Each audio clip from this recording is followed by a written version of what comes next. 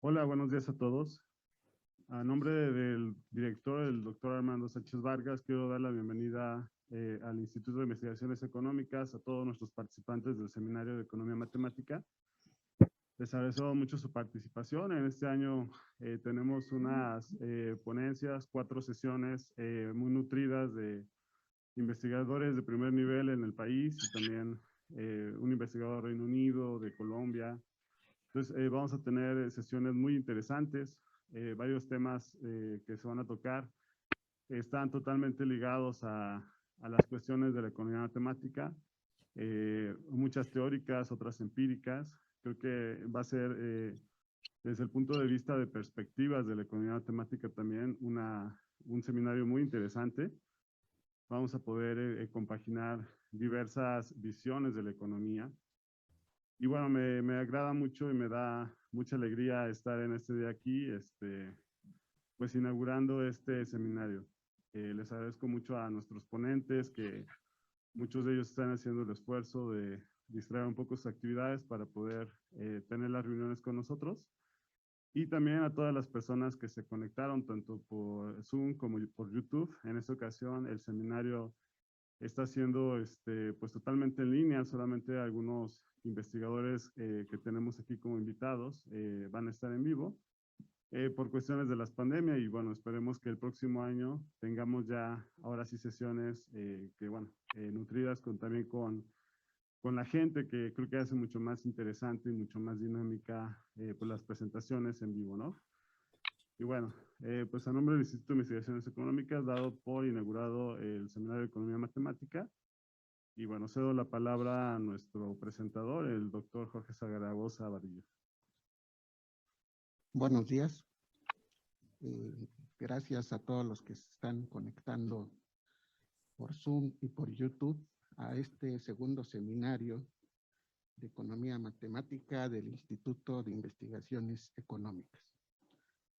Nuestra primera mesa se titula Economía Matemática, y hoy vamos a tener las presentaciones del doctor David Juárez Luna, la doctora Adriana Gama Velázquez y el doctor Pablo Padilla Longoria, junto con el doctor Iván Darío No te preocupes. López.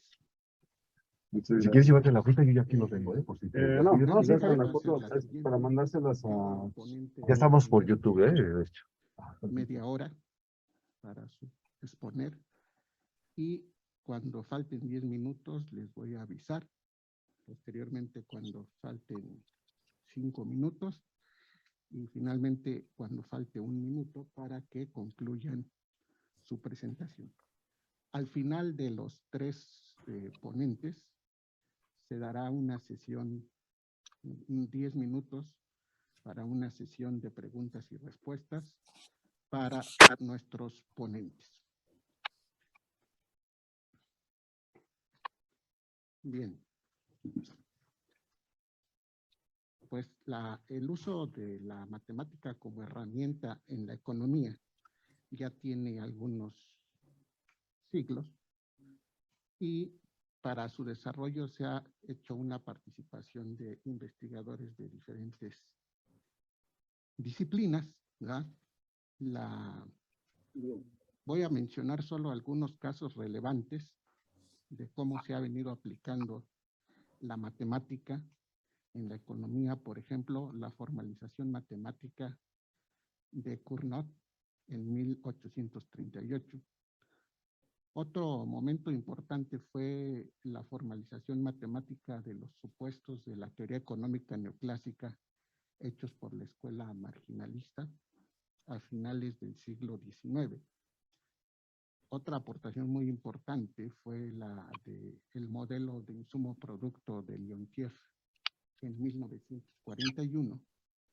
Más adelante, en 1956, Robert Solow ya utilizó una ecuación diferencial para su modelo de crecimiento económico de largo plazo en un marco teórico neoclásico.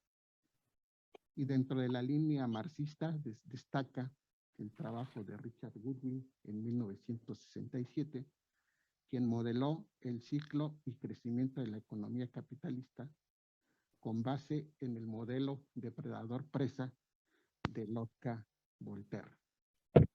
Estos son solo unos pocos ejemplos, hay muchísimos más, por supuesto, que nos pueden servir para decir que la economía matemática se puede considerar hoy en día como una rama de la economía que se orienta al desarrollo teórico y aplicado de procesos y fenómenos económicos que se modelan mediante la formalización matemática de los mismos.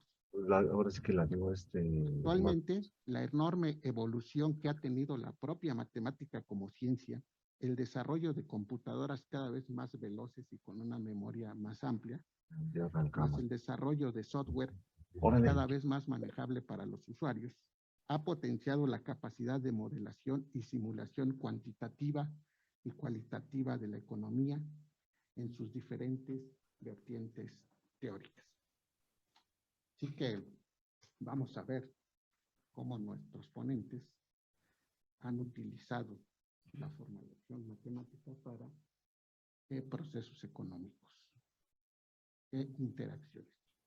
Bien, pues como les comenté, vamos a empezar con el doctor David Juárez Luna. Él es ingeniero matemático por la Escuela Superior de Física y Matemática del IPN, maestro en economía por el CIDE, doctor en economía por la Universidad Essex de Inglaterra. Es investigador SNI 1. Sus líneas de investigación son altruismo y redistribución, política de generación eléctrica, brechas de género.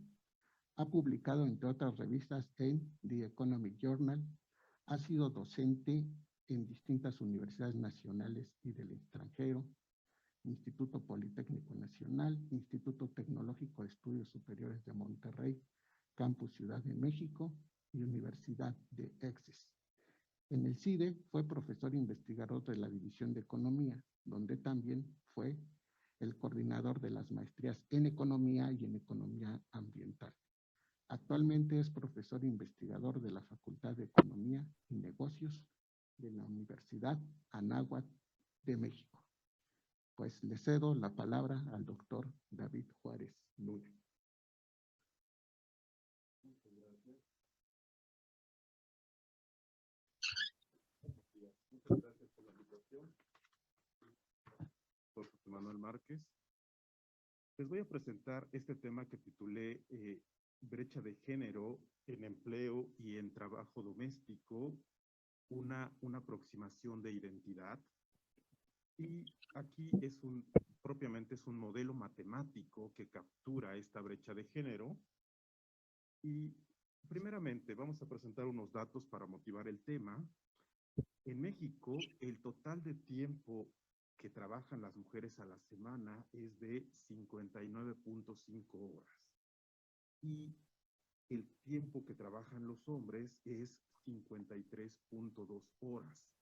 Hombres, mujeres de la edad de 12 años o más, de acuerdo con la Encuesta Nacional de Uso del Tiempo del 2019, es decir, las mujeres trabajan poco más de 6 horas más que los hombres, tanto en trabajo doméstico como en un trabajo, un empleo formal o informal, pero un empleo fuera de casa, digamos. Y si estos números son, digamos, fuertes, ya cuando vamos a la distribución del uso del tiempo, nos encontramos con unas cuestiones, pues, bastante rudas. Para las mujeres, el 67% de su tiempo lo emplea en trabajo doméstico y el 31% en un empleo. Y para los hombres, el 28% de su tiempo lo emplean en trabajo doméstico y el 69% en algún empleo. De hecho, puse aquí el total para hacer ver que del 49.4%, casi el 50% de trabajo que se realiza en México, se dedica a trabajo doméstico no remunerado, y ese trabajo, si bien no es remunerado, contribuye a la actividad económica del país. Entonces, el hecho de que el 50% del trabajo no esté, el trabajo, digamos, no esté remunerado es un problema importante. Y como vemos, aquí en estos primeros datos, esta disparidad de uso del tiempo, pues es bastante notoria, ¿no? Las mujeres trabajan mucho en casa y casi nada fuera del hogar. Cuando lo traducimos en horas, esto se vuelve bastante, estos porcentajes se vuelven bastante contundentes. Aquí tenemos de igual manera, las mujeres trabajan 39.5 horas en casa y 18 horas en un trabajo. Y los hombres en casa trabajan un poquito menos de 15 horas.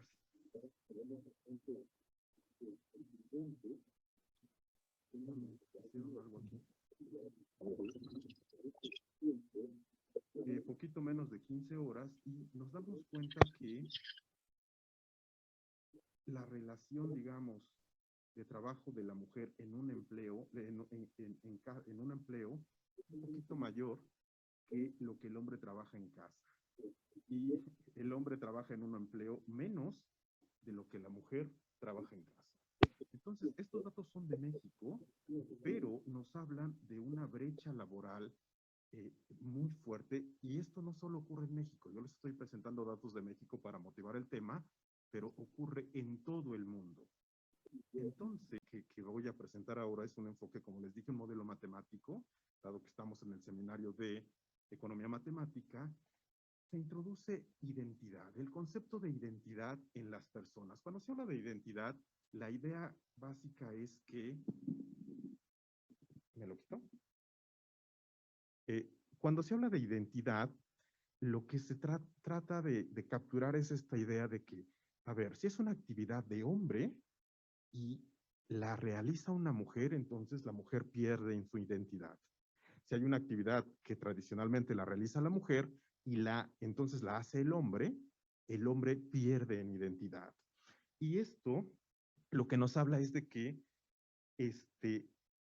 la función de utilidad del individuo tiene ganancias económicas y ganancias en identidad.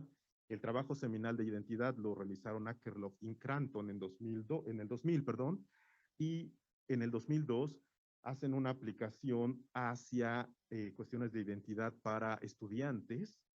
Entonces, la identidad depende de categorías sociales. En este caso hay dos categorías, categoría hombre, categoría mujer. Cada individuo se asocia a una categoría, que en este caso es la categoría del género, y hay prescripciones. Bueno, en inglés es prescriptions, yo lo traduzco como preceptos sociales asociados a esta categoría. Eres hombre, te toca hacer estas cosas. Eres mujer, te toca hacer estas cosas. ¿Y qué tanto nos acercamos o nos alejamos de estos preceptos, de estas prescriptions? Son los que nos dan ganancias en identidad.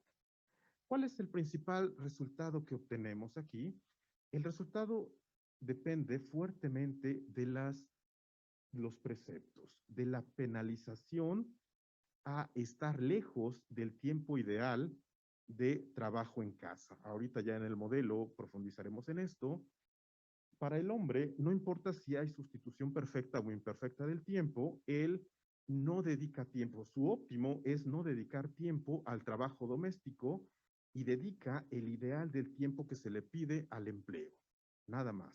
Para la mujer, sí importa si hay sustitución del tiempo o no hay sustitución. Ahorita explico este concepto. Cuando la sustitución es imperfecta, la mujer da el tiempo ideal que se le pide al empleo y dedica más tiempo del que la sociedad le pide al trabajo doméstico. Pero cuando hay sustitución del tiempo, ella dedica menos tiempo del ideal al trabajo en un empleo y dedica aún más tiempo del ideal al trabajo doméstico. ¿Qué quiero decir con tiempo, sustitución perfecta o imperfecta? Yo puedo tener una hora de tiempo y decir, a ver, voy a dejar de trabajar en mi actividad una hora y la voy a dedicar a el trabajo doméstico. Pero si no sé lavar, si no puedo peinar a mis hijos, si no tengo estas habilidades, realmente mi tiempo no lo puedo sustituir. O sea, allí hay un problema también de habilidades, que es lo que capturan esta sustitución perfecta o imperfecta del tiempo. Y la literatura, ¿qué se ha hecho? Mucho de la literatura que existe se enfocan en cuestiones empíricas. Esta Bertrand es una investigadora de Chicago, Francesconi, Cosi y demás, hacen estudios empíricos de cómo las normas, por ejemplo, de los coworkers, tus compañeros, compañeras de trabajo, afectan a tu desempeño en el trabajo para hombres, para mujeres, y vaya, hacen estos estudios donde en efecto encuentran que sí afectan, o tu educación, también cómo afecta si eres un inmigrante, qué pesa más, si los preceptos del país donde vives o los preceptos de tu país de origen. Entonces llegan a estas conclusiones de que en efecto hay peso, pero como tal no hay un modelo matemático que capture la identidad, y es el esfuerzo que estoy realizando ahora, ¿no? El modelo, ¿cómo lo estructuré? Hay un hogar que consiste de dos individuos, un hombre y una mujer. Los individuos deciden en el tiempo que dedican al empleo o al trabajo doméstico. Y la identidad juega un papel importante en las elecciones de los individuos. En este caso, la identidad es relacionada directamente con el género. Y ya entrando en materia, como les dije, tenemos dos individuos, un hombre y una mujer, y la identidad está asociada a categorías sociales. En este caso, el género te indica ya la categoría, que son hombre y mujer, y hay preceptos. Los preceptos, las prescripciones, para el hombre, ¿qué precepto es el que se tiene tradicionalmente? Es el breadwinner, es el que lleva el sustento a casa. Y para la mujer, ¿cuál es el precepto? Es que es la ama de casa, es la housekeeper. Y así lo tenemos de manera tradicional. Cada individuo decide en la asignación óptima de su tiempo a empleo y a trabajo doméstico, y sea T minúscula y K el tiempo que el individuo I dedica a la actividad K, que puede ser trabajo doméstico o en un empleo, ¿no? Muy bien. El costo económico del tiempo dedicado al trabajo lo capturamos por un medio del tiempo al cuadrado, y tenemos T mayúscula, que es el tiempo ideal dedicado a la actividad K. La sociedad te ha inducido la idea de que, dependiendo de tu género, debes dedicar cierto tiempo, ya lo traemos, cierto tiempo a las diferentes actividades, y es el máximo monto del tiempo dedicado a ambas actividades. En este caso, el tiempo dedicado al hogar y al empleo suman el tiempo ideal, suman el tiempo disponible, y por inicio estoy asumiendo que tanto la mujer como el hombre disponen del mismo tiempo para las dos actividades. Así lo estoy asumiendo para ver si esto se modifica o no. Entonces, aquí entra este factor. Delta I es un parámetro positivo que captura la penalización de alejarse del tiempo ideal dedicado al trabajo doméstico. ¿Ok? Este delta I es un factor muy importante, lo veremos a continuación. Entonces, las prescripciones, los preceptos tradicionales, ¿qué nos dicen? La mujer, housekeeper, ¿cómo definimos estos precepto en términos de nuestro modelo, el tiempo de la mujer designado al hogar es casi el tiempo total disponible de ella. El tiempo de la mujer dedicado al un empleo es casi cero. Lo pongo diferente de cero únicamente para tener soluciones interiores, pero en muchos lugares tú no trabajas. Es un tiempo cero. Y la penalización hacia la mujer por alejarse del trabajo doméstico es muy grande, muy, muy grande. Para el hombre, que es el breadwinner, el tiempo dedicado al empleo doméstico, al household, es casi cero. El tiempo que se le dedica al employment, a un empleo para ganar dinero, pues es casi todo el tiempo del cual dispone. Y al hombre la penalización por realizar trabajo doméstico es casi cero. Estos son, de donde yo parto, son cómo capturo estos preceptos del housekeeper y breadwinner, y vamos a ver cómo tienen su implicación en la solución del problema, ¿no? Tenemos una identidad o imagen propia y que depende entre el emparejamiento del comportamiento del individuo con sus preceptos de la categoría a la que pertenece. ¿Ok? Y aquí tenemos, el individuo tiene ganancias o pérdidas de identidad en esta expresión. Hay una identidad asignada al hombre o a la mujer, es una identidad que ya nos da la sociedad, y de ahí viene la penalización por alejarte del trabajo doméstico. Aquí tenemos el tiempo ideal dedicado al trabajo doméstico, el tiempo que en efecto se le dedica al trabajo doméstico, y aquí tenemos una penalización por alejarte del tiempo dedicado al trabajo en un empleo. T mayúscula, recordemos, es el tiempo ideal, lo que la sociedad nos pide que hagamos, y T minúscula es lo que nosotros decidimos hacer. Como podemos darnos cuenta, aquí esta penalización está precedida por un signo negativo, y el TI también está por un signo negativo. Es decir, el individuo podría, si fuera necesario, dedicar más tiempo del ideal y nos daría una utilidad positiva. Y de ahí tenemos esta función de utilidad, donde la primera parte es la ganancia económica del individuo por el trabajo en un empleo. Ahí tenemos su ganancia, donde S es el salario, alfa es un escalar positivo del salario, TI es el tiempo dedicado al empleo, menos el hecho de trabajar, ¿no? Si trabaja, se pierde de horas de leisure, y el 1 menos P son las ganancias en identidad, y P es el peso, la ponderación que se le da a la ganancia por trabajar en el empleo. Entonces aquí, en esta función de utilidad 1, el individuo tiene esta disyuntiva entre el trabajo formal y su identidad. De ahí, lo primero a lo que procedo es, como punto de referencia, resolver el modelo económico, donde P vale 1, es decir, no hay identidad, la identidad no juega ningún papel. De ahí tendríamos que el tiempo que se trabaja dependería directamente del salario, es decir, mayor salario, mayor tiempo dedicado al empleo.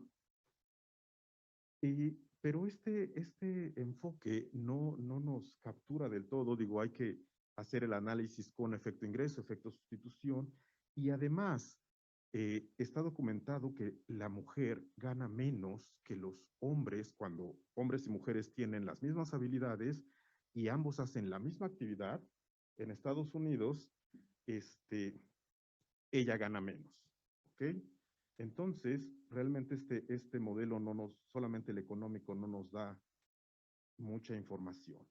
Cuando consideramos el modelo únicamente con identidad, es decir, el P vale 0, tenemos la función de utilidad, y hay que decidir qué tanto tiempo, de acuerdo solo a la identidad, se dedica al trabajo doméstico y al trabajo en un empleo. De allí que tenemos dos opciones, dos escenarios, dependiendo del valor de este delta, de la penalización a alejarse del trabajo en casa. Si delta es muy pequeñito, esto afecta a las decisiones del individuo. Si es muy grande, también afecta.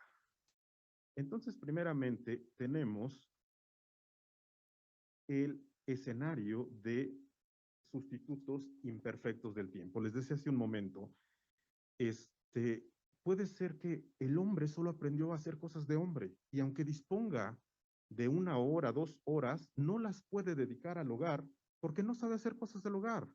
O la mujer aprendió a hacer cosas del hogar y podría trabajar, y si es que trabaja, únicamente va a poder trabajar haciendo cosas del hogar, que es una realidad que ocurre muchas veces. Entonces, en este caso de que no hay sustitución del tiempo, los individuos trabajan en un empleo el tiempo que se les requiere y el tiempo dedicado al hogar, como les decía, depende del valor de delta. Si delta vale 0, muy cerquita de 0, tenemos, delta es la penalización por trabajar en casa o no trabajar en casa. El trabajo que el hombre se dedica al hogar es muy poquito, de hecho 0, y se enfatiza cuando casi no se le pide nada al individuo. Este es un hecho que corresponde al hombre. La penalización para el hombre es casi 0. El tiempo que se le pide al hombre de trabajar en casa es casi 0, por lo que el óptimo para el hombre es no trabajar en casa y de allí que el hombre termina trabajando menos que el total de tiempo del que dispone. Esto es cuando delta es pequeño. ¿Qué pasa cuando delta es grande? Cuando delta es grande, el óptimo para trabajo en casa es mayor al tiempo ideal que te pide la sociedad. Y de igual manera, este es un hecho que se corresponde con la mujer. A la mujer en la sociedad tradicionalmente se le penaliza mucho por no trabajar en casa. El tiempo que trabaja, se le pide trabajar en casa es mucho y ella termina en su óptimo trabajando un poco más del ideal. Y en concreto, al sumar trabajo en casa y trabajo en un empleo, termina trabajando más del tiempo del que inicialmente disponía, que se corresponde con los datos que les presenté al principio. Mujeres trabajan 59 horas a la semana, hombres 53. ¿Qué pasa cuando hay sustitución perfecta del tiempo? Ya hombres y mujeres aprendieron a hacer las dos habilidades, tanto de casa como de algún empleo, y en este caso ya podemos entrar de manera directa a sustituir y encontrar condiciones de primer orden y encontrar ya el tiempo dedicado a un empleo y el tiempo dedicado a un trabajo. Si lo vemos de un punto de vista meramente matemático, decimos, pues el tiempo que se trabaja en el empleo es un poquito menos del tiempo ideal, pero el tiempo que se trabaja en casa es un poco más del tiempo ideal que se le pide. Aquí nos lo dicen las ecuaciones 6 y 7, pero haciendo un análisis ya de, otra vez, qué tanto vale delta y qué tanto valen los tiempos ideales, encontramos que si delta es muy pequeñito, si se penaliza muy poquito, vaya, no, se tiene incentivos a dedicar únicamente el tiempo enfocado al trabajo en casa, es ideal, pero si se pide muy poquito trabajo en casa, también se llega al hecho de que el trabajo en casa es 0. De allí que se corresponde con el hombre, de igual manera, aun cuando hay sustitutos perfectos, el hombre no trabaja en casa, dedica su trabajo a el únicamente al trabajo, al empleo, al trabajo, y termina trabajando menos tiempo. Pero si la penalización hacia el trabajo en casa es alto, se termina trabajando el ideal más el delta más un épsilon. Se termina trabajando mucho más. Entonces, en una familia donde hay sustitución perfecta, pero se le sigue penalizando mucho, en este caso a la mujer, por no trabajar en casa, la mujer termina trabajando muchísimo más que lo que se le pide socialmente y al final trabaja más del tiempo del cual disponía eh, originalmente. Entonces, el hombre, no importa si está en una situación de sustitución o perfecta o no de tiempo, no trabaja en casa, únicamente en el empleo hace lo que se le pide y al final trabaja menos del tiempo del cual dispone. Y la mujer cuando trabaja, cuando hay sustitución imperfecta, en casa trabaja un poco más de lo que se le pide, trabaja poquito, trabaja lo que se le pide en un empleo, pero cuando hay sustitución perfecta, que termina trabajando más en casa y en el empleo termina trabajando menos de lo que se le pide. Y ya cuando resolvemos, bueno, estos datos son consistentes con México, los preceptos que les acabo de decir, cuando resolvemos el modelo ya con identidad y en términos económicos, encontramos el tiempo dedicado, óptimo dedicado al empleo, el tiempo dedicado a el trabajo doméstico, y con un ejercicio de estática comparativa vemos cuáles son los factores que afectan a estas cantidades óptimas de tiempo, que son precisamente los preceptos. Voy a irme directo a la siguiente página, que son las implicaciones de política.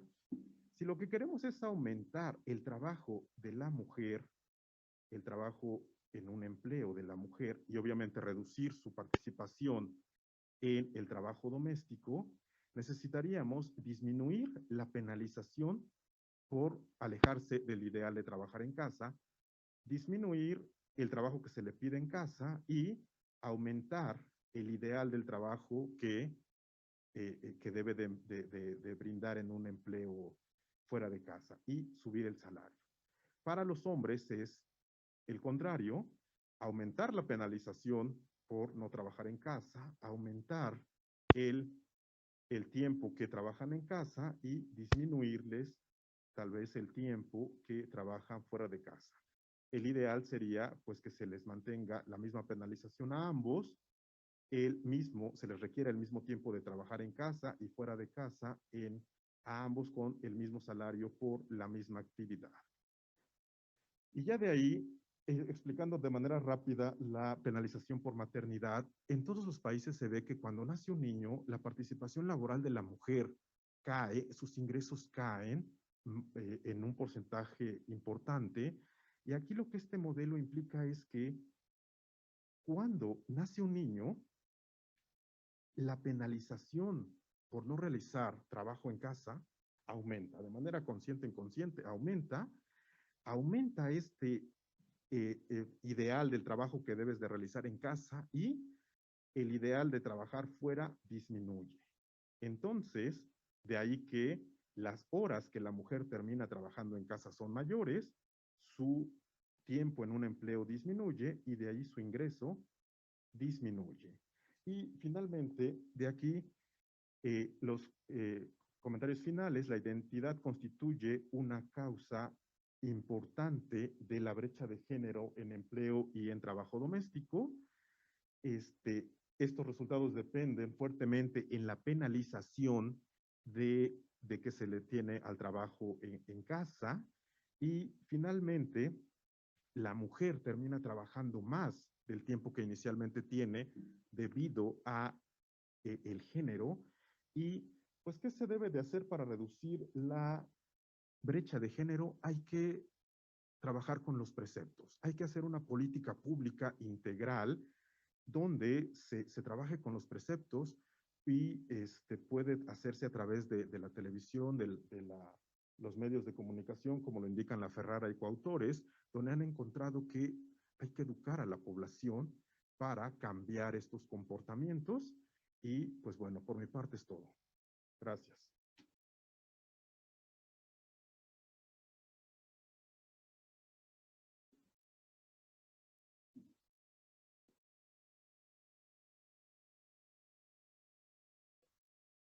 Sí, bueno. Muchas gracias al doctor David Juárez Luna.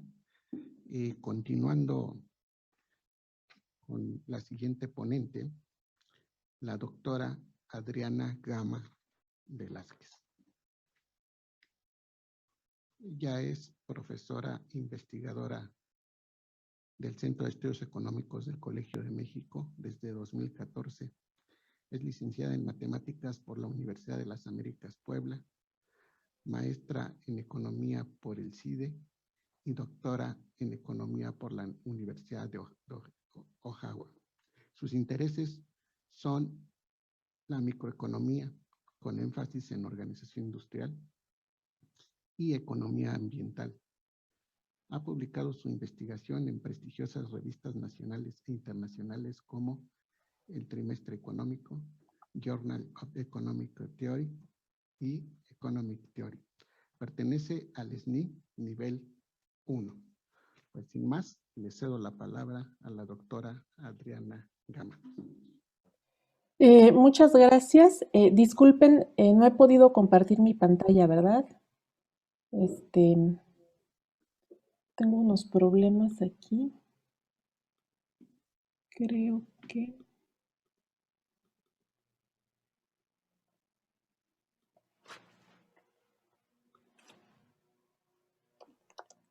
Creo que no tenía permiso Zoom.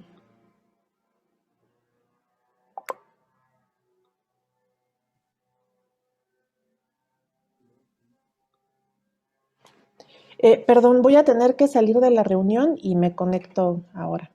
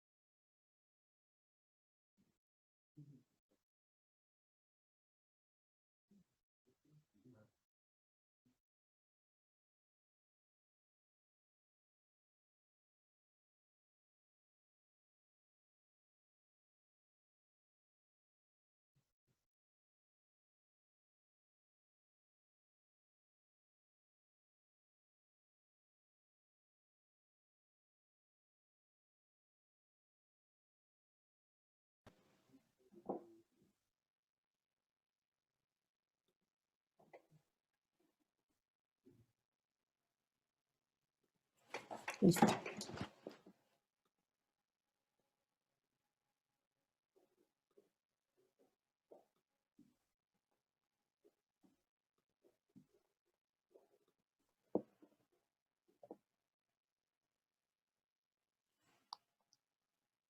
Bueno, ya se ve, ¿verdad? La presentación. Sí, ya la vemos claramente. Bueno, una disculpa, no tenía los permisos para compartir.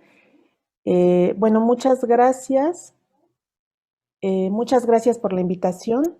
Me alegra mucho estar en este evento tan interesante. Entonces, el artículo que les voy a presentar hoy es justamente como mencionaban en la introducción, pues es sobre el trabajo de Cournot, que casi 2 siglos después sigue dando de temas para investigar, ¿no? Entonces, ahora no hablaré del oligopolio clásico de Cournot que todos conocemos, sino de otro oligopolio que no es tan común, que es el oligopolio con complementos perfectos. Este es un trabajo que estoy realizando con Rava Amir de la Universidad de Iowa.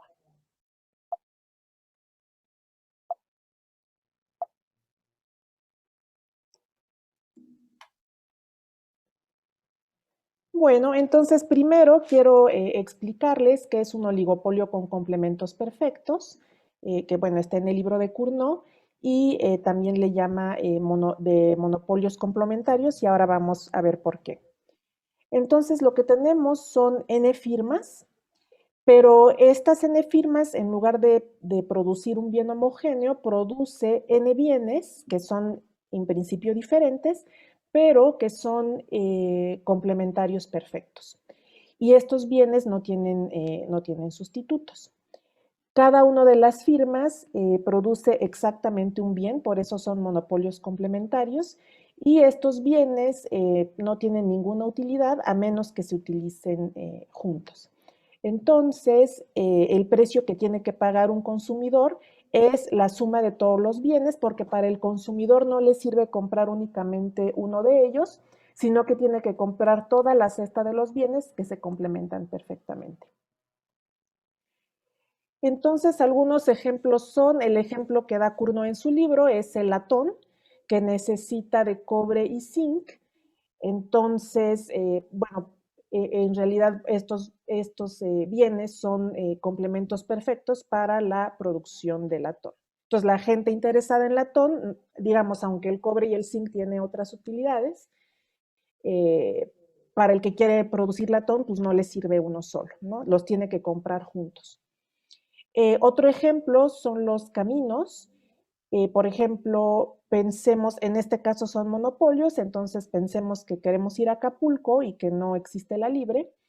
Entonces nosotros tenemos que pagar todas las casetas, ¿no? Y entonces todas estas casetas son complementos perfectos y los dueños de las casetas o los concesionarios van a decidir las tarifas. Bueno, aquí un ejemplo clásico en este paper de Gardner, Gaston y Mason es cómo se establecían las tarifas en el río Rin, ¿no? En 1254 había varias casetas para usar ese tramo, ¿no? Otro ejemplo más desafortunado es la corrupción. También esto se ha observado, se ha documentado en países que son muy corruptos. Por ejemplo, si yo quiero abrir un restaurante, pues a lo mejor tengo que sobornar al de los permisos de alimentos, al del permiso de venta de alcohol, al del permiso de la limpieza o de la higiene. Entonces, bueno, se han observado que a veces uno tiene que sobornar a diferentes agentes del gobierno, entonces todos estos sobornos se convierten en complementos perfectos, porque no me sirve sobornar nada más a uno si necesito también el otro. Otro ejemplo muy estudiado en la literatura son las patentes.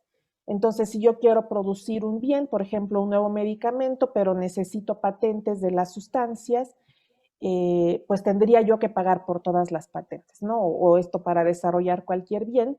Por ejemplo, si necesito 5 patentes, pues tengo que pagar por las 5 patentes, ¿no? De hecho, hay unas críticas que, bueno, las patentes buscan proteger la innovación, pero por otro lado pueden desincentivar la innovación por el hecho de tener que pagar tantas, ¿no? Entonces, bueno, también está ahí ese ejemplo.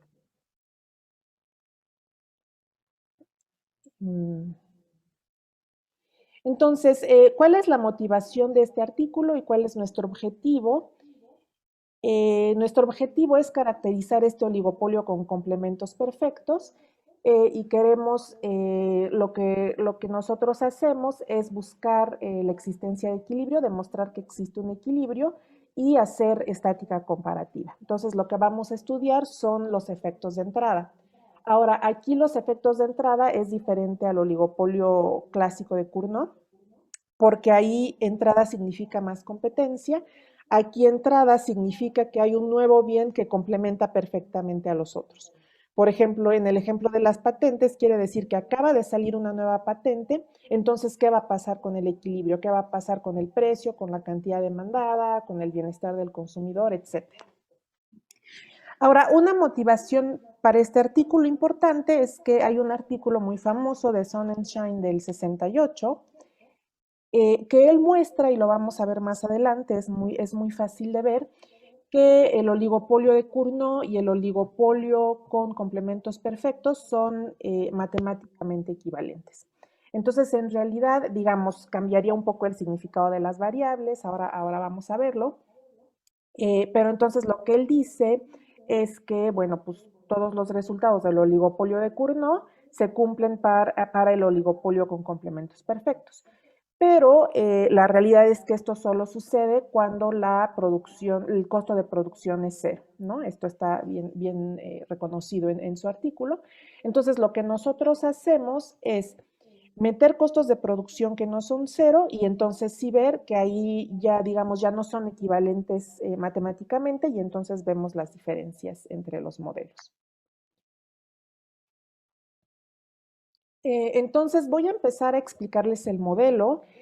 Voy a empezar con el modelo simétrico. En el artículo tenemos también el modelo asimétrico, nada más que por cuestiones de tiempo, pues no me quise meter en el modelo asimétrico, pero lo que voy a tratar de hacer es explicarles cuál sería la diferencia en el modelo asimétrico.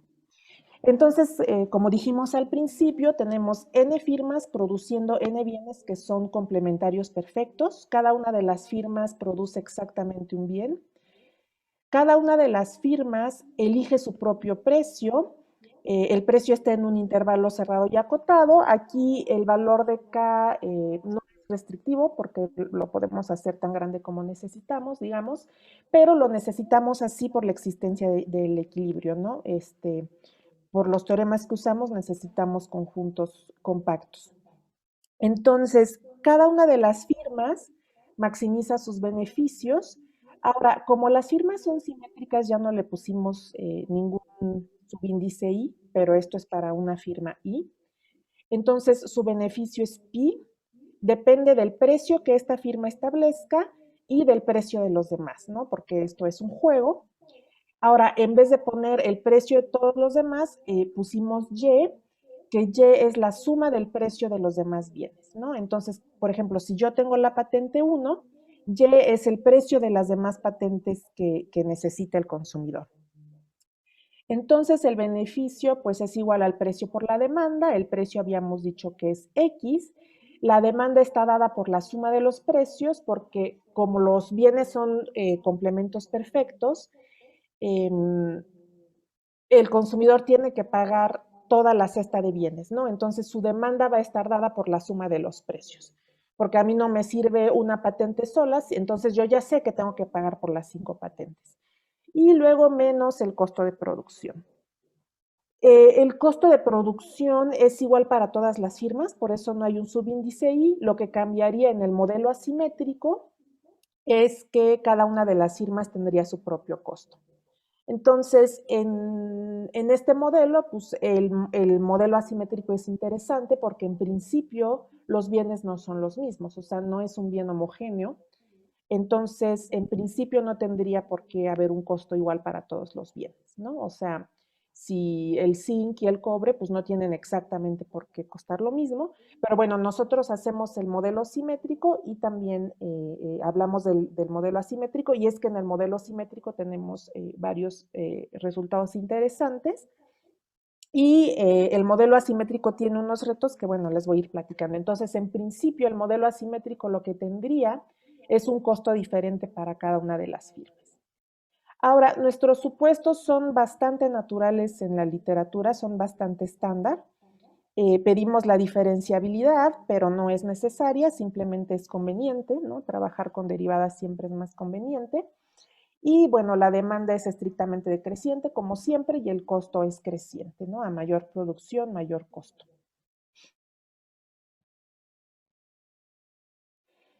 Entonces, nuestro primer resultado es la existencia del equilibrio. Nosotros probamos simplemente con estas condiciones estándar que existe al menos un equilibrio simétrico y no hay equilibrios asimétricos en el modelo simétrico, por supuesto. No voy a meterme en los detalles de las demostraciones porque son muchos detallitos, pero lo que les quiero platicar es así, dado que este seminario es de economía matemática, es a grandes rasgos cómo llegamos a estos resultados, ¿no? Entonces, lo que nosotros hacemos es definimos un mapeo que nos resulta muy útil para la prueba de que existe un equilibrio. Este mapeo es como tipo una mejor respuesta del precio acumulado porque va a depender de Y. Y entonces la importancia de este mapeo es que su punto fijo es un equilibrio simétrico. Entonces, nosotros lo que hacemos es mostrar que efectivamente ese mapeo que planteamos tiene un punto fijo usando el teorema de Tarski, y ese punto fijo es el equilibrio simétrico que estábamos buscando. Ahora, bueno, nosotros también mostramos que este equilibrio no puede ser asimétrico, ¿no? Bueno. Ahora, basado en esta demostración, como les decía, el mapeo depende de Y, que Y es el precio acumulado de los demás bienes. Y entonces, ya que estamos usando un mapeo y encontramos el punto fijo, lo que nosotros sabemos, este mapeo está dado para cada n, o sea, para el número de bienes o de firmas que hay. Entonces, vemos qué pasa cuando n aumenta, porque queremos hacer la estática, esto ya es para la estática comparativa. Entonces, como les decía, es meter una nueva firma, que quiere decir meter un nuevo bien que complementa a los demás. Entonces, vemos qué pasa con este mapeo, vemos que este mapeo sube y entonces el punto fijo tiene también que aumentar, ¿no? Porque, digamos, tenemos un mapeo, sabemos que cruza la línea de 45 grados, ese es el punto fijo, y si el mapeo sube, entonces el equilibrio, pero únicamente los extremos, los de en medio pueden subir o bajar, esos no sabemos, por eso aquí tengo de extremal equilibria, los extremos, esos aumentan con n. Entonces, ¿a qué me refiero con el equilibrio extremo? Es, yo tengo varios equilibrios, entonces nada más simplemente tomo el menor y el mayor, y esos son los que van a aumentar. Con los de en medio, pues no podemos saber, unos van a aumentar, unos van a disminuir, dependiendo de cómo sea este mapeo. Entonces, de aquí, por cómo construimos estas variables y por cómo depende z de y, vemos que cuando hay un bien más, el precio total va a aumentar, o sea, el precio total de equilibrio, que es z sub n, va a aumentar. Entonces, hay una patente más, pues me va a costar más comprar, digamos, la cesta de todas las patentes, que es bastante intuitivo, y entonces la demanda va a caer, ¿no? Porque habíamos dicho, como siempre, que la función de demanda es estrictamente decreciente, entonces a mayor precio, menor demanda.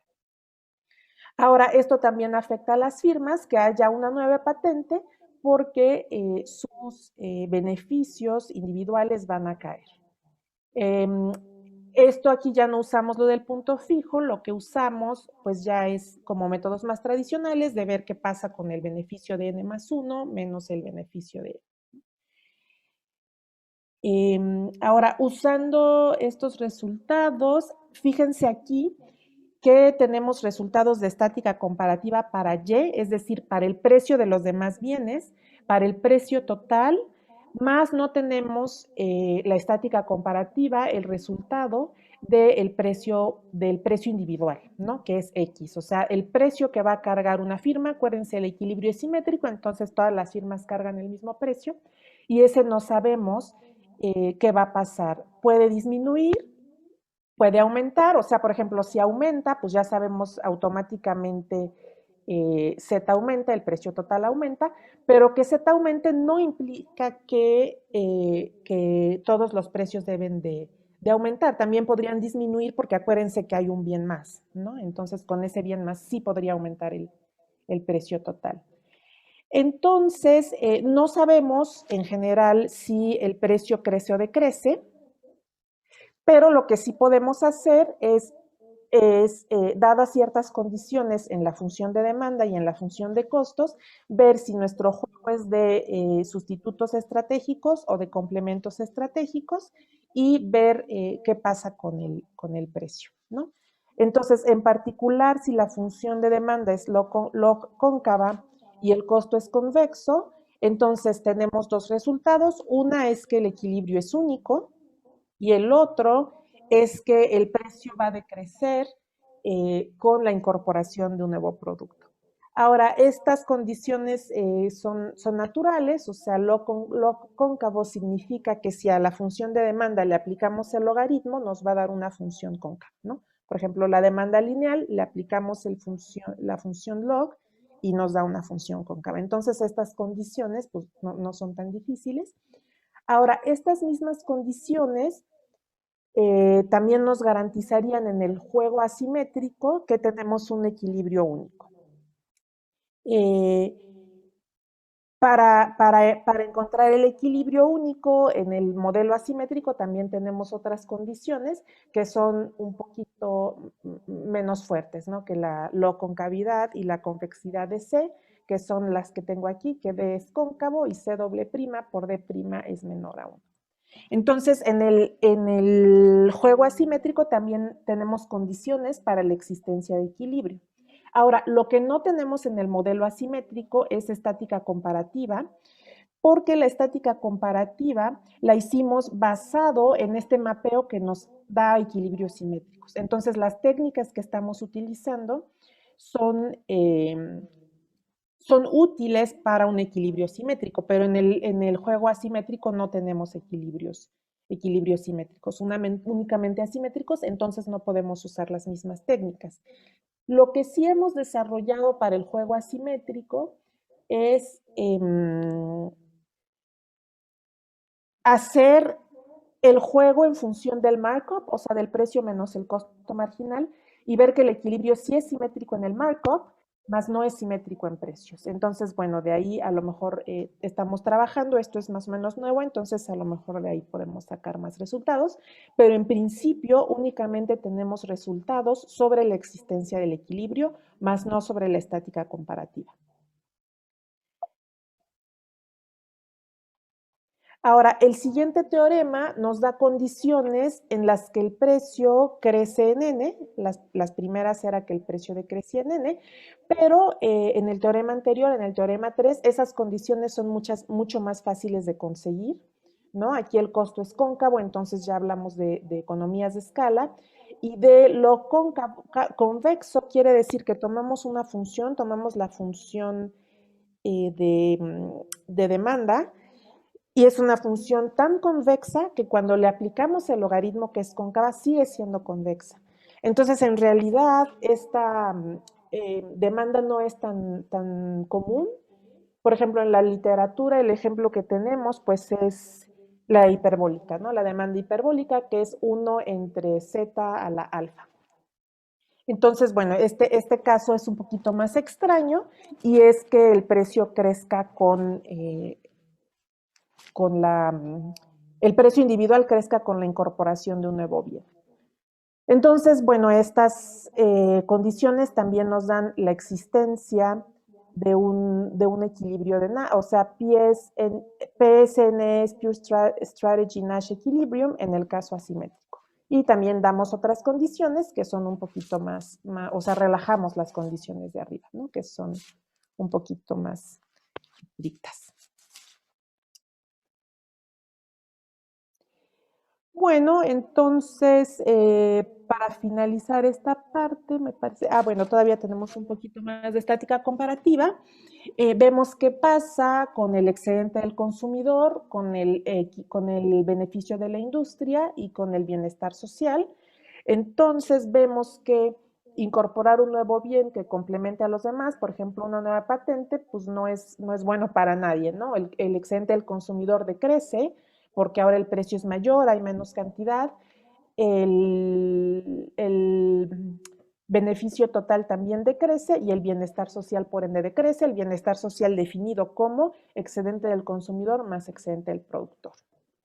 Entonces, en este caso, pues no es bueno para la sociedad tener una patente más, ¿no? Que es lo que se ha discutido en la literatura, que al final acaba como inhibiendo la innovación, ¿no? De tantas patentes que hay que pagar.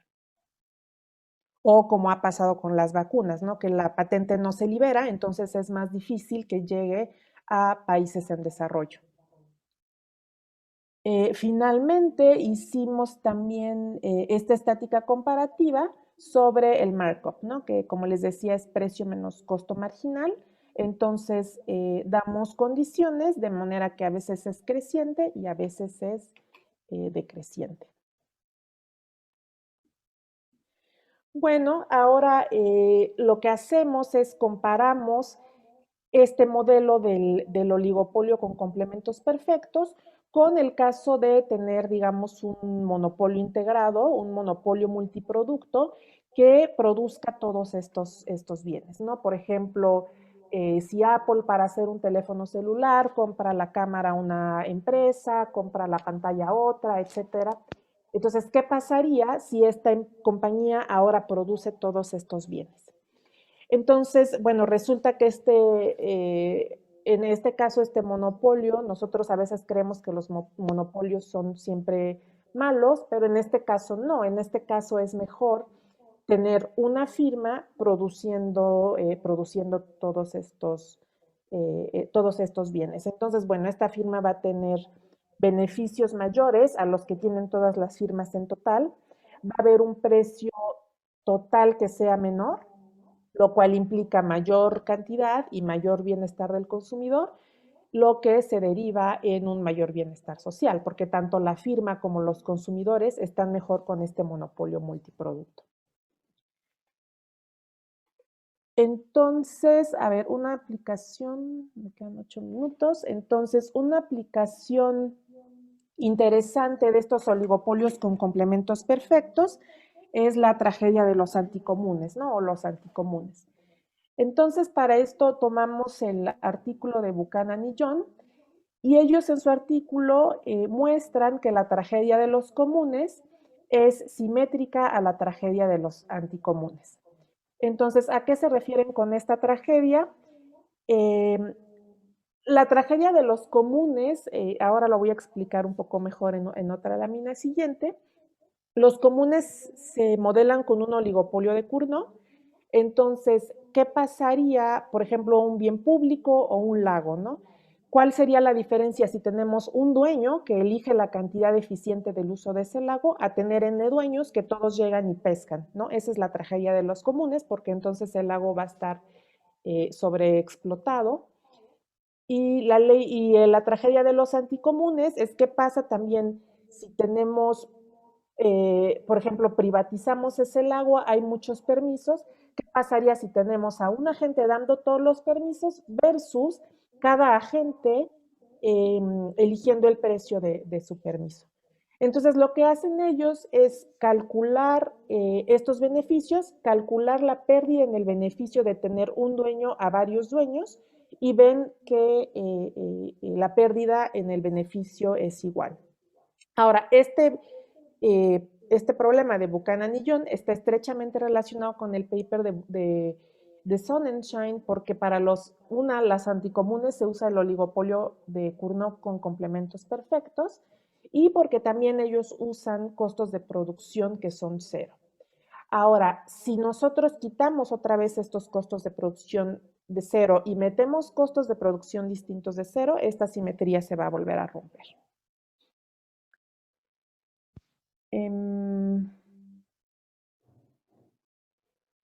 Entonces, el ejemplo que ellos usan, pues es parecido al que les comenté del lago, nada más que ellos lo que usan es un lote baldío que se usa como estacionamiento.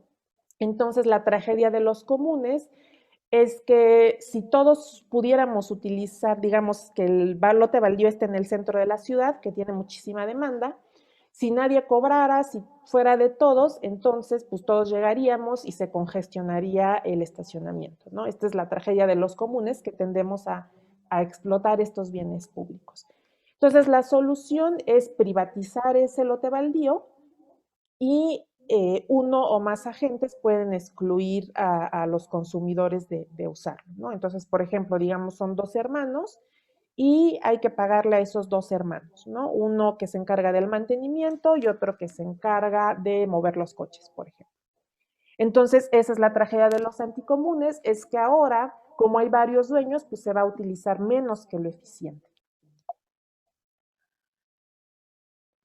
Entonces, ¿qué asumimos? Al igual que Buchanan y John, asumimos una función inversa de demanda que es lineal y a diferencia de Buchanan y John, pues ya metemos costos de producción, ¿no? En este caso son muy sencillos, también son lineales. Entonces, en el paper de Buchanan y John, C minúscula es 0, en el nuestro es estrictamente mayor que 0. Entonces, aquí están los problemas, como ya se los había platicado. Primero, arriba tenemos la tragedia de los comunes, abajo tenemos la tragedia de los anticomunes. El primer renglón es el monopolio que produce un solo bien, entonces decide su producción. Después tenemos un oligopolio de Cournot que elige nada más su producción individual, dado que el precio está dado por la producción total. Ahora, en la tragedia de los anticomunes, que sería el tercer renglón, el multiproduct monopoly, tenemos a una firma que otorga todos los permisos, por eso el costo de producción está multiplicado por N, y el oligopolio con complementos perfectos, en donde cada una de las firmas o cada uno de los agentes elige su propio precio, ¿no? Que es P minúscula. Ahora, fíjense, esto no lo dije, pero fíjense que si el costo de producción es 0, fijémonos en Cournot oligopoly and oligopoly with perfect complements, o sea, segunda y cuarta línea. Si quitamos los costos de producción, fíjense que hay una equivalencia matemática muy clara, ¿no? Claro, habría que reinterpretar las variables, pero matemáticamente son problemas iguales, ¿no? Que eso es lo que decía Sonnenschein. Con la función de costos, pues ya se rompe esta dualidad o esta equivalencia. Entonces vamos a ver los resultados. Estos son los resultados que están en el paper de Buchanan y John. Fíjense que en los monopolios, pues hay el mismo beneficio. Como oligopolio de Cournot y oligopolio con complementos perfectos son equivalentes, dado que el costo es 0, pues también son los mismos beneficios de la industria. Entonces, las pérdidas que se dan en los dos problemas son iguales. Ahora vamos a ver qué pasa cuando el costo es estrictamente mayor a 0. Aquí tengo este supuesto, pero es para que tengamos cantidades positivas. Entonces, fíjense que aquí el monopolio multiproducto gana menos beneficios, o sea, el single product monopoly tiene más beneficios. Aquí se ve porque le estamos restando menos N veces C. Después, también el oligopolio con complementos perfectos tiene menos beneficios y las pérdidas son distintas, ¿no? Entonces aquí ya se rompe esta simetría de las tragedias de las que hablaban Buchanan y John, que vimos en el cuadro anterior, que son exactamente iguales. Aquí no, ¿no? Aquí ya las pérdidas son diferentes porque si se fijan hay el primer término es A menos C y abajo es A menos NC. Entonces, la pérdida en el beneficio de la industria es mayor bajo el oligopolio de Cournot. Entonces, para terminar, bueno, para concluir qué es lo que hicimos en este artículo, mostramos que bueno, sabemos que Sonnenschein prueba que si la producción es de costo 0, entonces el oligopolio de Cournot y el oligopolio con complementos perfectos son teorías matemáticamente equivalentes. Sin embargo, si metemos una función de producción que es distinta de 0, o una función de costos que es distinta de 0 más específicamente, esta equivalencia matemática se rompe. ¿Qué vemos? Vemos la existencia del equilibrio, tanto para el modelo simétrico como para el modelo asimétrico. Vemos estática comparativa de entrada para el caso simétrico, porque acuérdense, estamos basados en métodos que nos dan únicamente para el caso simétrico. Y vemos que en este caso el monopolio multiproducto, pues no es tan malo como en general son los monopolios, ¿no? Y se prefiere para la sociedad. Y bueno, finalmente retomamos esta aplicación de Buchanan y John para hacer énfasis en esta asimetría que se rompe, no esta que se rompe, esta equivalencia matemática. Muchas gracias. Muchas gracias, doctora Adria, por su participación. A continuación, viene un trabajo de los doctores Pablo Padilla Longoria e Iván Darío Peñalosa Rojas, un método de evaluación para agentes con diferentes marcos informacionales. El doctor ¿Qué tal? Pablo Buenos Padilla días a todos. No sé si me escuchan bien. tuvo las licenciaturas en matemáticas y física aquí en la UNAM. Estudió la maestría y el doctorado en ciencias en el Instituto Corán de Ciencias Matemáticas de la Universidad de Nueva York. Ocupó una posición postdoctoral en el Instituto Politécnico Federal de Suiza. Ha sido profesor visitante en varias universidades, entre ellas destacan la Universidad de Oxford, la Escuela de Altos Estudios de Ciencias Sociales de París y la Universidad de Cambridge, entre otras. Ha dado conferencias en varios centros académicos internacionales como la Universidad Complutense de Madrid, el Instituto Coreano de Estudios Avanzados y la Universidad de Harvard, entre otros. Actualmente es investigador titular del Departamento de Matemáticas y Mecánica de Limas y profesor de la Facultad de Ciencias de la UNAM. Sus líneas de investigación son las ecuaciones diferenciales no lineales, los sistemas dinámicos, el cálculo de variaciones y matemáticas aplicadas a la biología y a las finanzas. Pues le cedo la palabra al doctor Pablo Padilla. ¿Qué tal? Muchísimas gracias. Buenos días. Mi primera pregunta es si me escuchan bien. Sí, se escucha bien.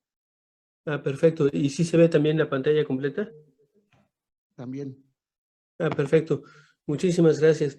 Pues antes que nada me gustaría agradecer la invitación al Seminario de Economía Matemática. Para mí como matemático pues es un gran honor y un gusto poder estar entre economistas y poder compartir algunas de las ideas que hemos estado desarrollando en los últimos 2-3 años.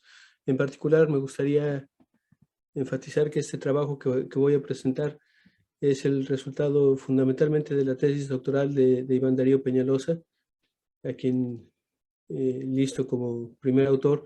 El título, como podrán ver, está en inglés, A Pricing Method in a Constrained Market with Varying Informational Frameworks, porque es el nombre del trabajo que resultó de la tesis de Iván Darío. Aquellos que estuvieran interesados en los detalles, lo envié al doctor Márquez, entonces está disponible para que lo puedan consultar. De todas formas, dejo mi correo electrónico por si hubiera alguna pregunta o alguna precisión que quisieran hacer. Pues sin más, empiezo planteando una pregunta, porque en el marco de la economía matemática y de las finanzas matemáticas, uno de los supuestos importantes que normalmente se hacen es el de la información perfecta, es decir, se supone que todos los agentes en el mercado tienen acceso a toda la información y este es un supuesto importante.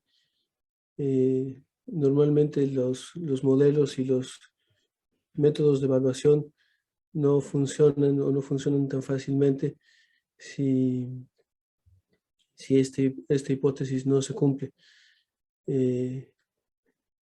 El punto es que en la práctica, en la realidad, normalmente esta hipótesis no se cumple. Esto por diversas razones, aun cuando en principio la información disponible estuviera abierta a todos los agentes del mercado, hay diversas restricciones de capacitación, de disponibilidad, de muchos tipos. Ahorita voy a ser un poquito más específico al respecto, por la cual no todos los agentes tienen acceso a toda la información.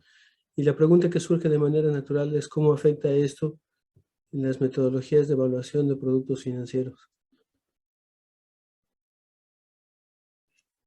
Para nuestros propósitos vamos a distinguir entre dos tipos de agentes, los que llamo aquí agentes institucionales o institutional trader, que consisten en gente que tiene capacitación como quants o como agentes de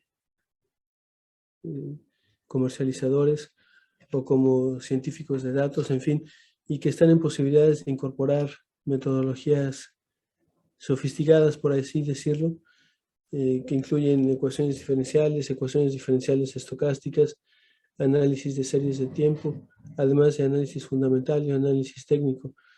Y en principio podemos suponer que tienen acceso completo a la información. Mientras que están los agentes minoritarios,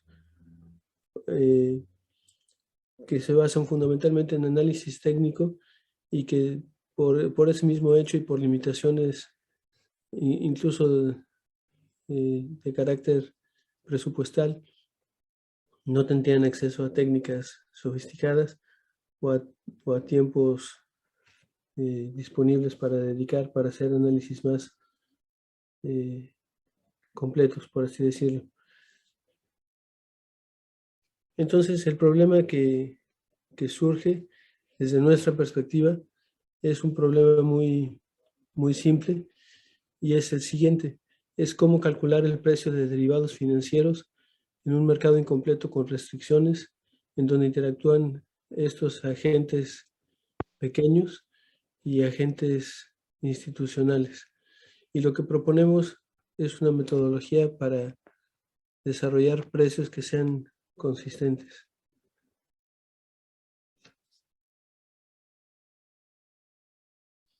Esta transparencia que surge de repente como mucho más técnica, y quisiera hacer la aclaración de que no voy a entrar en detalles técnicos que pueden ser un poco agobiantes. Repito, para la gente que esté interesada en los detalles técnicos, me remito al artículo que apareció con Iván Darío, pero me gustaría más bien que las ideas quedaran claras. Déjenme para ello recapitular un poco cuál es la metodología para evaluar productos financieros derivados en el contexto más usual o más estándar, que es el contexto de mercados perfectos, en los que no hay costos de transacción, etc. Obviamente se supone que no hay oportunidades de arbitraje, en fin, bajo todos estos supuestos que son supuestos ideales, el precio de un producto derivado se obtiene como un valor esperado, como un valor promedio con respecto a una medida de probabilidad que se le conoce como medida de probabilidad libre de riesgo. Y entonces resulta, una vez calculada una vez obtenida la medida de probabilidad libre de riesgo, resulta, pues, al menos en principio, directo calcular el precio de un producto derivado, simplemente como el valor esperado con respecto a esta medida de equilibrio o de riesgo neutral. En el caso de mercados incompletos o en los que la información no es la misma para todos los agentes, esta medida ni siquiera es única. Y entonces la propuesta que tenemos es cómo determinar una medida que nos permita obtener los precios de los productos derivados sujeto a restricciones macroeconómicas. Entonces, si observan la ecuación 1, voy a suponer que tengo una función a maximizar, que en este caso va a ser la entropía informacional de Shannon, como función de una distribución de probabilidad. O sea, voy a encontrar la distribución de probabilidad que maximice la entropía sujeto a dos, que son restricciones macroeconómicas de los diferentes activos que estoy estudiando.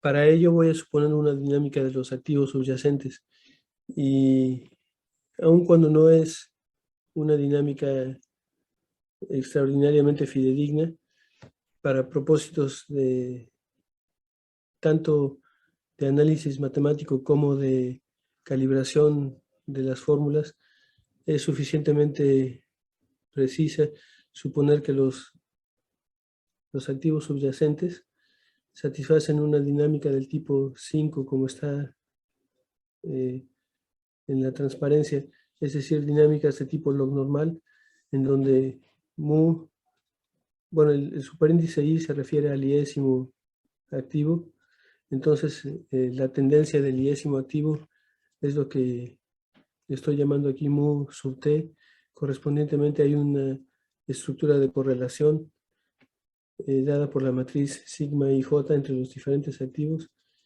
y movimientos brownianos no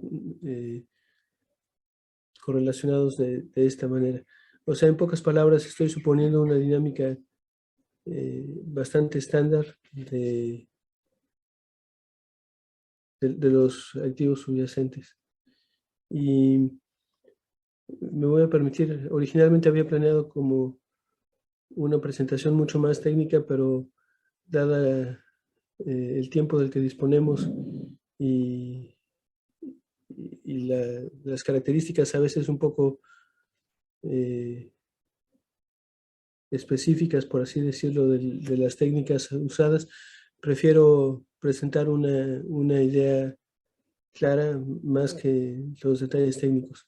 Se tiene entonces una propuesta específica que ya había de alguna manera mencionado, y es buscar una distribución de probabilidad que maximice el estado de incertidumbre de la empresa. Es decir, buscamos que no sea sesgada hacia algún evento macroeconómico. Esta es la parte que correspondía en la transparencia anterior a lo que mencioné como maximizar la entropía informacional o la entropía de Shannon.